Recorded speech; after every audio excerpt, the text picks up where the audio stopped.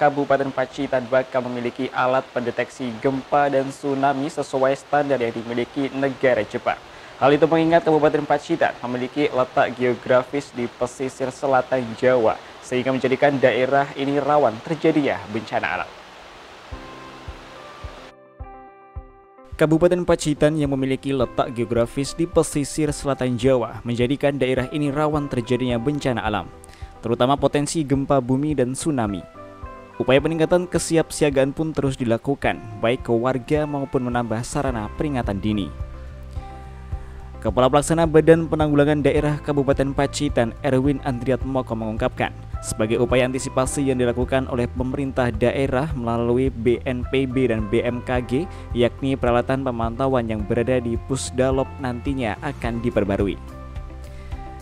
Sementara pembangunan Pusdalop yang rencananya akan dibuat baru dengan kualitas yang memadai seperti tahan gempa, nantinya hanya akan dilakukan rehabilitasi.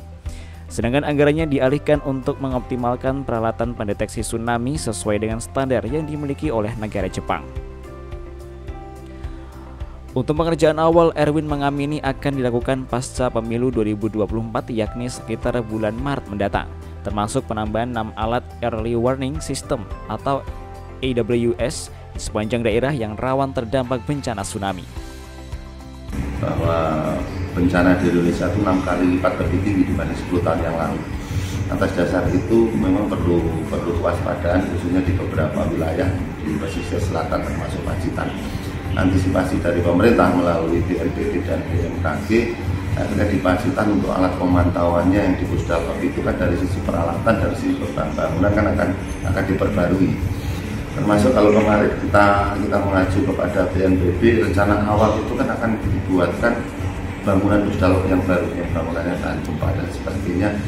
Mengingat keterbatasan pendanaan, akhirnya kita hanya rehab. Anggarannya itu dialihkan kepada peralatan yang informasi dari BNPB itu akan disesuaikan dengan standar Jepang.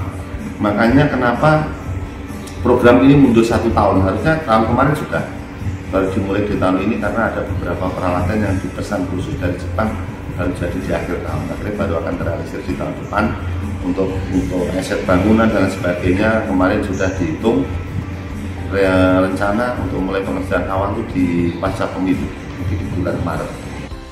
Sementara pada rehabilitasi bangunan Pusdalop dengan anggaran sekitar 800 juta dari BNPB nantinya akan dilengkapi dengan peralatan dan fasilitas yang memadai, seperti ruang common center, ruang pemantauan, ruang rapat, ruang manajer Pusdalop, ruang istirahat, serta dapur siaga bencana, pun untuk waktu operasionalnya selama 24 jam.